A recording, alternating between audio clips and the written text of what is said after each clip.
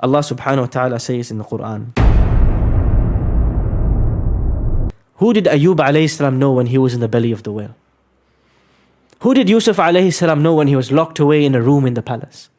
When he was imprisoned? Who did Musa alayhi salam know when he was exiled in Madian for 10 years in the middle of nowhere? When you know nobody, when all the doors are closed, ask Allah al-Fattah, the one who opens all doors. Allah subhanahu wa ta'ala says in the Quran, رَبَّنَا افتح بيننا وبين قومنا بالحق وأنت خير الفاتحين. When the prophets, when they give up on their people, they tried all the methods to invite them to Allah. Morning, night, loud, quiet, secret, public. They tried so many ways to convince the people around them. Still, it's like their hearts are closed and locked up.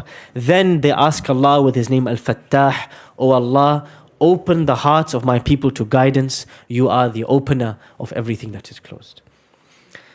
Many of us, we think very little of Allah. Allah subhanahu wa ta'ala informs us, أَنَا عِنْدَ ظَنِّ عَبْدِي بِي, I will be as you expect me to be. You think that I am a miser? You think I don't have much? You will not get much from me. You think I'm powerless? You won't get any power from me. You think that somebody else is more important than me? Go and ask them. Don't ask me. Go ask them if they are so important to you, if they are so powerful to you. You think that I'm not going to provide for you, cater to your needs, respond to you when you ask? Then don't ask me. Ask to those you think who will respond. The crux and the center of dua is to have a conversation with Allah. And to have a conversation with Allah, we have to know with certainty and we have to have good hopes in Him. That when we ask, He will respond. When the door is closed, He will open. So many of us, Allah is the last one that we ask. We ask 10 people, and then when all fails, then we go to Allah. But we forgot Allah was more powerful than all of them combined. Why did we not ask Him first before we asked anybody else? This doesn't mean we don't take the means. For the door to open, we have to knock. But we can still ask the one with the keys.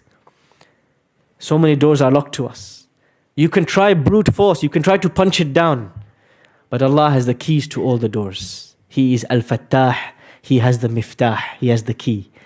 So don't go asking the ones who don't have the keys. Ask the one who owns all the keys to all the doors. He owns the keys to all the treasures. He owns all and He sees all. And He is the one that we should turn to. He is the one that Sulaiman alayhi salam asks when all the doors are closed. When Ayub alayhi salam, his illness takes him to the extent where he has no hope, he turns to Allah. When Zakaria alayhi salam has tried all the methods, he can't have children, he asks Allah for the gift. When everything you tried has failed, do not lose hope in Allah. That is the gravest of sins. Ibrahim alayhi salam, when the two angels come to him and they say to him, you're going to have a son. Allah's gifted you this son. He says, me? How can I have a son? And they say to Ibrahim, لا تكن من القانطين. Do not ever be a person who loses hope from Allah. And Ibrahim alayhi salam says, وَمَن يَقْنَطُ مِن رَحْمَةِ رَبِّهِ إِلَّا الضَّالُّونَ. Nobody loses hope in Allah except people who are lost. Many of us sitting here have lost hope in Allah. We have been asking Him, we have been pleading Him, we have been trying, and nothing's happening. And we lose hope.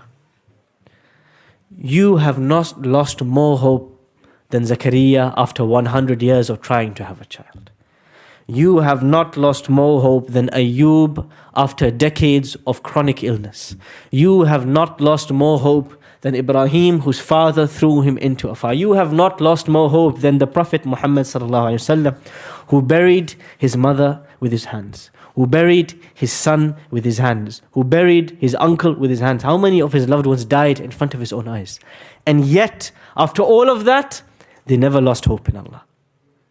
And so Allah always, after a long wait and a long patience, He opened the door to them. Nuh alayhi salam. 950 years. I want you to remember one word when you go home. Just one sentence. His delay does not mean His denial. If Allah is delaying giving you something, that doesn't mean He has denied it from you. That doesn't mean He rejected you. You have to wait. We have to be patient. أَلَيْسَ الصُّبْحُ بِقَرِيبٍ. The help of Allah is near.